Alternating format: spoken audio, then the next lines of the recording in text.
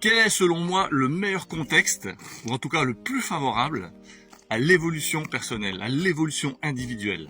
Eh bien je vais te le dire, c'est le couple.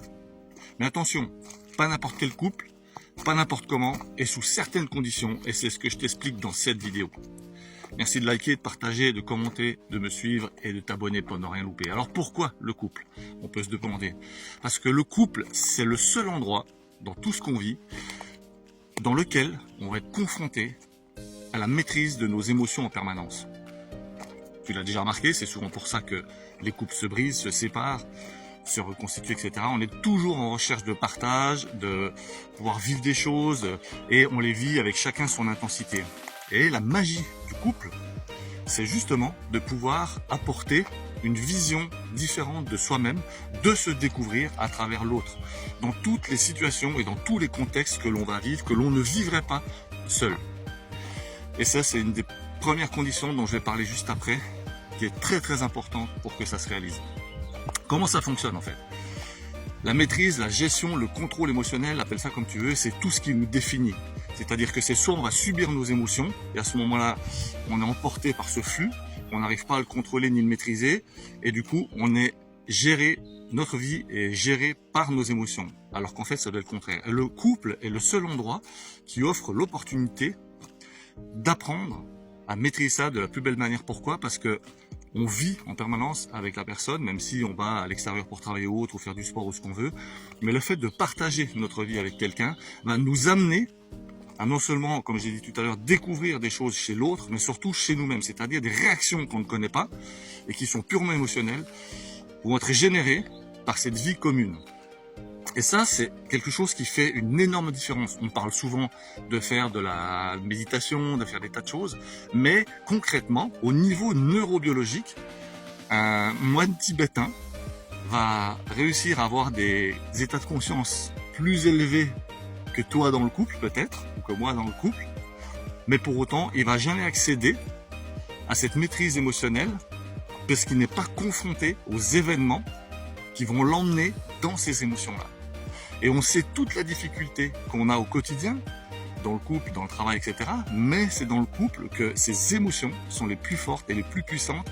Et le fait d'être confronté à ces contraintes, aussi au niveau des timings, de tout ça, le fait de devoir prendre sur soi, c'est quelque chose qui va nous apprendre à nous connaître et à gérer ça de la plus belle des manières. Alors c'est valable dans le couple, mais également dans la famille. C'est-à-dire si ton couple est aussi une famille avec des enfants, c'est aussi valable. Puisque le fait d'avoir des intervenants extérieurs, et souvent les familles sont recomposées, donc il y a en plus des enfants qui ne sont pas ceux des parents en eux-mêmes, enfin du couple en eux-mêmes en tant que parents. Et donc du coup, cette gestion émotionnelle va être extrêmement difficile à maîtriser pour que toi, tu puisses tracer ta vie avec.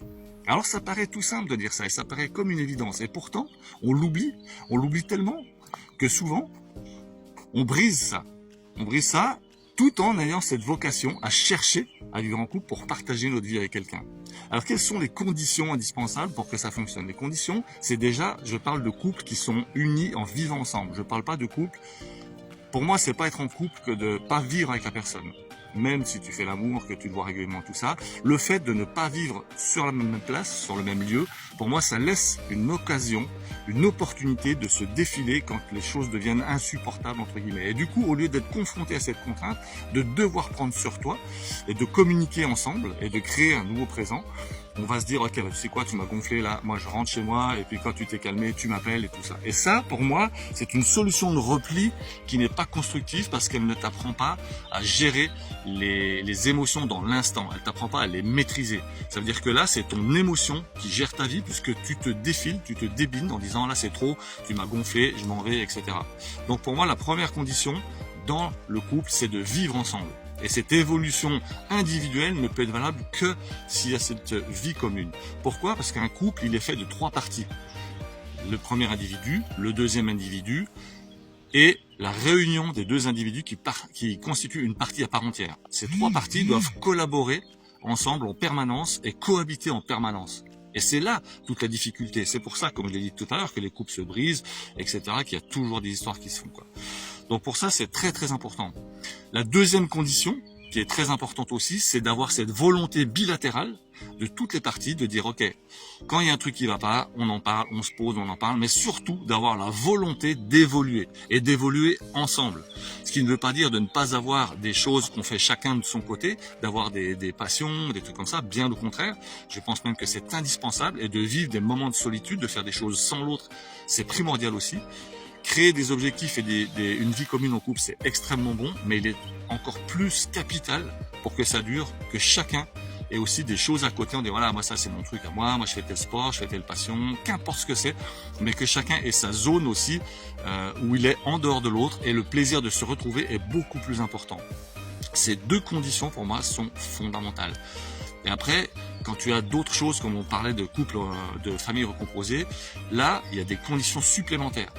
Et ces conditions sont très importantes et elles brisent souvent les couples recomposés. C'est la gestion des émotions générées par les parties autres que les siennes, c'est-à-dire les enfants de l'autre, par exemple. Et ça, les gens sont jamais assez clairs. On n'élève jamais les enfants de la même manière. On a tous une manière de voir les choses différentes. Notre culture, notre éducation n'est pas la même que l'autre. Et du coup, les enfants de l'autre ne sont jamais les mêmes, ou ces enfants sont jamais dans les mêmes réactions parce que pas éduqués de la même manière. Là, il est très important que chaque individu qui compose le couple, chaque parent qui n'est pas le parent de ou des enfants de l'autre, ait la validité du réel parent. Quand il se passe une altercation ou autre, c'est aux vrais parents biologiques de l'enfant ou des enfants, d'être capable de réguler ça avant que le parent qui n'est pas le parent biologique intervienne lui et casse les choses parce qu'il s'énerve, puis qu'il dit voilà c'est trop, tu fais chier, moi si c'était mon gamin ça se passerait pas comme ça, machin. On l'a tous fait, on le fait tous, et c'est toujours comme ça que ça marche.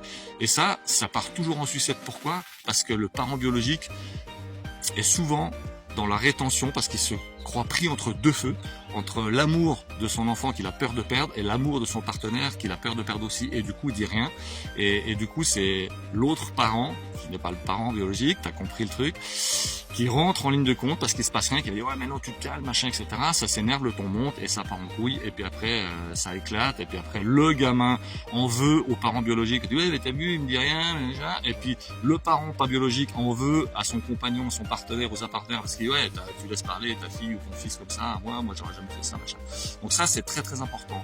Ces trois conditions, si elles sont remplies, s'il y a une communication permanente, s'il y a une entente avec une vision de la vie qui est relativement similaire, et une intervention à chaque fois qu'il se passe quelque chose, chaque fois que l'émotion prend la maîtrise sur la vie individuelle ou la vie de couple ou la vie de famille, il faut qu'il y ait au moins un des deux partenaires qui rentre en ligne de compte d'une manière calme et posée et qui dise écoute, là ça va mal finir, donc tu vois il faut qu'on se calme là, alors toi tu vas dans ta chambre ou tu te calmes maintenant parce qu'on va parler entre nous tranquille, et après tu viens on discute, mais moi j'ai pas à choisir entre toi ou toi, je vous aime tous les deux, tous les trois, ça dépend du nombre de personnes, d'enfants qu'il y a, mais pour moi vous comptez tous au même niveau, il n'y a pas de hiérarchie là-dedans, je vous aime tous, toutes, et j'ai envie qu'on reste ensemble, donc je voudrais que si vous n'avez pas envie de vous aimer, je le comprends, mais au moins que vous vous respectiez.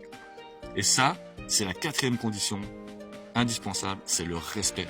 Chacun doit respecter les membres de la famille et les membres du couple aussi, à tous les niveaux et dans tous les sens. Et ça, c'est capital. Et si tu respectes ça, si l'autre respecte ça, si le ou les enfants respectent ça, alors la vie de famille comme la vie de couple va s'épanouir et chacun va grandir, évoluer en tant qu'individu, en apprenant des choses, en découvrant ce que c'est que l'amour inconditionnel au fil du temps, en découvrant ce que c'est que le respect, en le transmettant aux gens autour d'eux dans une belle énergie. Donc voilà, c'est ma vision du couple et de la famille, et de la manière dont on peut évoluer d'une manière individuelle en étant en communauté. J'espère que ça t'a apporté quelque chose. Dis-moi dans les commentaires comment tu le vis. Est-ce que tu as déjà vécu ça? J'imagine que oui, mais c'est toujours intéressant pour les autres aussi de connaître ton parcours. Donc merci d'ailleurs beaucoup pour vos commentaires sur TikTok, c'est vraiment de la balle. Et un grand merci pour ça. À bientôt pour de nouvelles aventures.